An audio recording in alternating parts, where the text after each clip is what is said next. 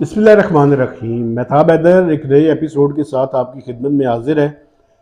कल दो important developments हुई हैं इलेक्शंस के हवाले से, और मैं अपने देखने वालों तक वो डेवलपमेंट्स पहुंचाना चाहता हूं।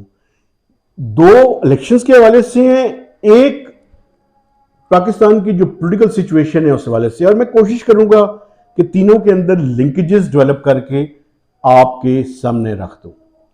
सबसे पहले तो साइफर पे मैं बात करना चाहता हूं। आपको पता है कि रात को इमरान खान साहब ने एक उसके बारे में फिर अपनी जो उनका बयानिया है उसको डिफेंड करने की कोशिश की है। देखें, पहले उन्होंने साइफर लहराया, फिर साइफर गुम हो गया, फिर अब वो कहते हैं कि बेसिकली वो किसी साइफर बेसिकली यही था कि वो farmer army chief general Bajwa ने उसको सारे मेरी हुकूमत को हटाया और उसको एग्जीक्यूट किया। आप हुजूर जब शुरू में आए थे तो आपने सिर्फ अमेरिकन्स को ब्लेम किया था, आपने किसी का नाम नहीं लिया था। अब जैसे जैसे आपके लिए ज़मीन सुकड़ती जा रही है, आप जो पाकिस्तान की इस्टेब्लिशमेंट के उस टाइम के लोग थे उनके नाम लेने शुरू हुए हैं। पहले भी आप कहते थे, कभी किसी को डर्टी हैरी कहते हैं तो उस टाइम छुपा लुका के बात कर रहे थे, अभी ओपनली आपने बात शुरू कर दी है। इससे एक रिलेटेड और मामला है जो उनके फॉर्मर प्रिंसिपल सेक्रेटरी का 164 के तहत जो बयान है मजिस्ट्रेट के सामने। एक तो उसके बारे में कल जो वजीर कानून है उन्होंने भी बात की, और उन्होंने तो ये तक कह दिया कि इमरान खान साहब को मेरे ख्याल में 11 या 14 साल की कैद हो सकती है इस सारे इशू के ऊपर। लेकिन देखिए, कुछ बुनियादी सवालात हैं। एक तो हमें ये नहीं पता कि ये जो उनके प्रिंसिपल सेक्रेटरी हैं उनको किसने पकड़ा हुआ था, और उनका वो जो बयान है क्या वो कल कला ये ना हो कि वो किसी कोर्ट ऑफ लॉ में पेश होकर ये कहें कि ये तो दबाव डालकर बयान मुझसे दिलवाया गया।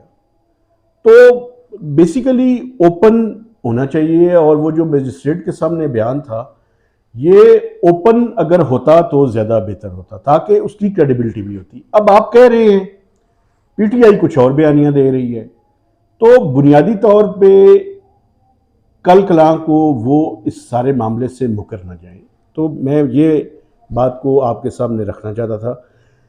जो इलेक्शंस के हवाले से कल दो इंपॉर्टेंट डेवलपमेंट्स हैं वो ये हैं कि कल सेक्रेटरी इलेक्शन कमीशन ने एक बयान दिया और उन्होंने कहा जी हम नई मरदमशुमारी पे इंतखाबात नहीं करवा रहे, हम पुरानी मरदमशुमारी पे जो कॉन्स्टिट्यूंसीज है, हल्का इंतखाब है, उसी की बुनियाद पे इलेक्शंस करवाएंगे।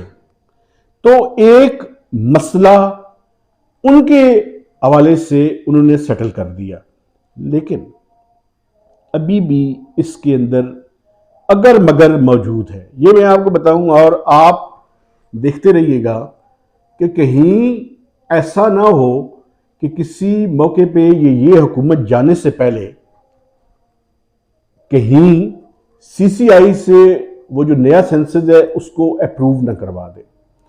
चंद दिन बाकी हैं, मैं समझता हूं कि इन्हें नहीं करना चाहिए। बड़ा कंट्रोवर्शियल है ये जो लेटेस्ट डिजिटल सेंसस है, क्योंकि उसके अंदर कुछ बुनियादी ऐसे चीजें हैं जो कि रियलिटी से बिल्कुल हट करे, और मैं किसी टाइम आपको डिटेल में जाके उसकी वजूहात भी बता दूंगा। मसलन मैं आपको एक मिसाल दे के आगे निकल जाता हूं कि कुछ इलाके ऐसे हैं पाकिस्तान के कि जहां पे सेंसस के रिजल्ट्स के मुताबिक सिर्फ मर्द बच्चे पैदा हुए, मेल किड्स पैदा हुए। ये कैसे मुमकिन है? ये मुमकिन है, आप मुझे बता दें। और कई जगहों पे तो ऐसी इतनी आबादी बढ़ी है कि जिससे ये महसूस होता है कि 9 माह में कपल्स के 2-2 बच्चे पैदा हो गए, 3-3 बच्चे पैदा हो गए। ये बायोलॉजिकली और इस तरह मुमकिन नहीं है, साइंटिफिकली भी ये इसको कैसे आप करेंगे? कुछ इलाकों की ग्रोथ बहुत फिनोमिनल है, कुछ इलाकों की ग्रोथ बिल्कुल गिर गई है। तो ये कोई क्रेडिबल सर्वे, ये सेंसस नहीं था और इसके रिजल्ट्स को कोई नहीं मानेगा, ये कंट्रोवर्शियल है। तो एक तो ये कल की डेवलपमेंट। दूसरी, कल इकोनॉमिक कोऑर्डिनेशन कमेटी ने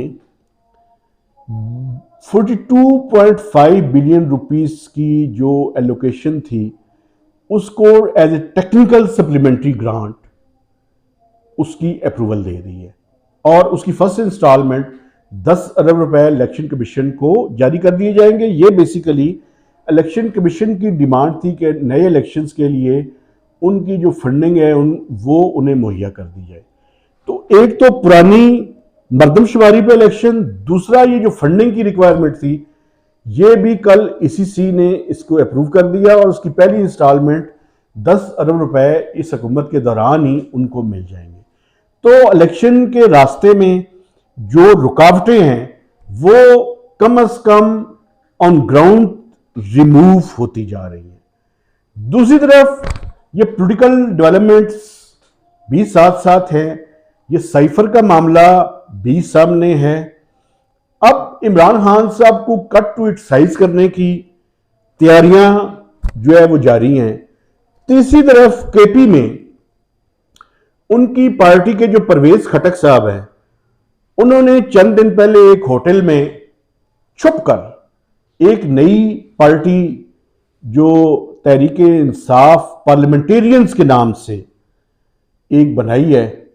देखना यह है कि वो क्या पीटीआई को डेंट करने में कामयाब होगी, क्योंकि अभी तक का जो इंप्रेशन है वो ये है कि पार्टियां तो बन रही हैं, कारकुन उनके पास नहीं है, कारकुन इमरान खान साहब के पास ही है और उनका वो जो फैन क्लब है या पॉलिटिकल पार्टी है जो आप उसको कहें वो अभी तक इंटैक्ट है। अब देखना यह है कि क्या वो अपना ये जो पॉलिटिकल कैपिटल है इसको कन्वर्ट कर पाएंगे अगले इलेक्शंस में, अपने जो कैंडिडेट्स हैं उनको तलाश करने के लिए, उनको कैंपेन करवाने के लिए और अल्टीमेटली उनको जितवाने के लिए। ये बहुत बड़े सवालिया निशानात हैं। मैं आपको 1997 और 2018 का हवाला देना चाहता हूं। 1997-98 में 96-97 में जब इलेक्शन हुए तो पीपल्स पार्टी को सिर्फ पार्लियामेंट के अंदर, नेशनल असेंबली के अंदर 14 सीट्स जो है वो मिली थी।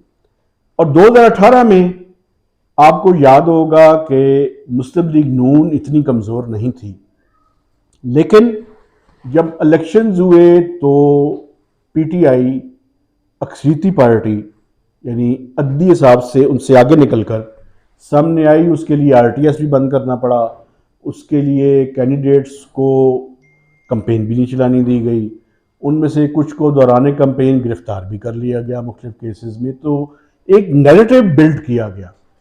क्या इस दफ़ा वो सारे हथकंडे इस्तेमाल करके पीटीआई को कट टू इट साइज किया जाएगा और इसमें कितनी कामयाबी होगी और क्या इलेक्शंस वक्त में होंगे? ये वो सारे सवालिया निशानात हैं जो कि आइंदा चंद दिनों में इनके ऊपर होने वाली डेवलपमेंट्स आपके सामने आएंगी।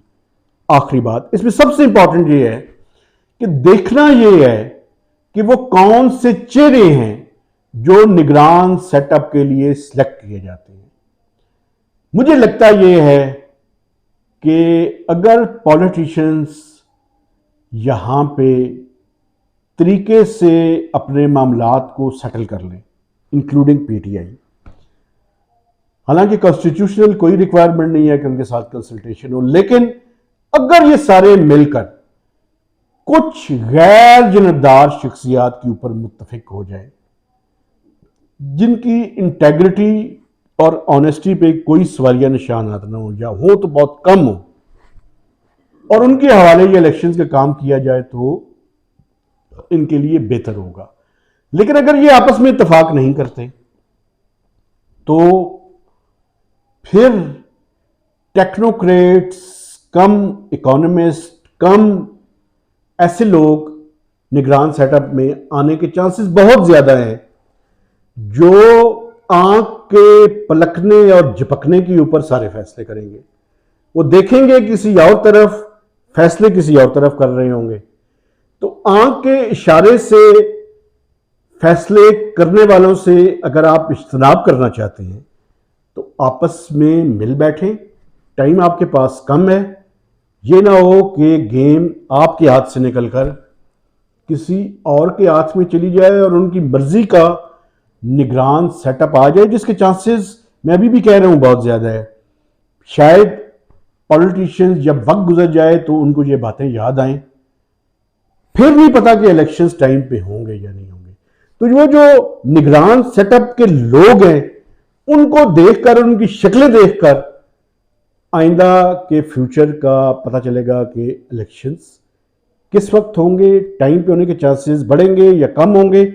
लेकिन ये इलेक्शन कमीशन के जो फंडिंग की रिक्वायरमेंट है वो टेक्निकली अप्रूव हो चुकी है, ईसीसी ने उसकी अप्रूवल कर दी है और आइंदा चंद दिन में आप कैबिनेट से भी उसकी अप्रूवल देख लेंगे। और उसके साथ साथ जो सेक्रेटरी इलेक्शन कमीशन है उन्होंने ये भी कह दिया है कि पुरानी मरदमशुमारी जो 2017 में हुई थी उसी की बुनियाद पर इलेक्शंस होंगे। तो ये 3-4 इंपॉर्टेंट मुख्तलिफ डायनामिक्स से डेवलपमेंट्स थी जो आपके साथ शेयर करनी थी। आपसे गुजारिश है कि हमारे चैनल को सब्सक्राइब करें, लाइक करें और मैक्सिमम लोगों के साथ शेयर करें। खुदा हाफिज़।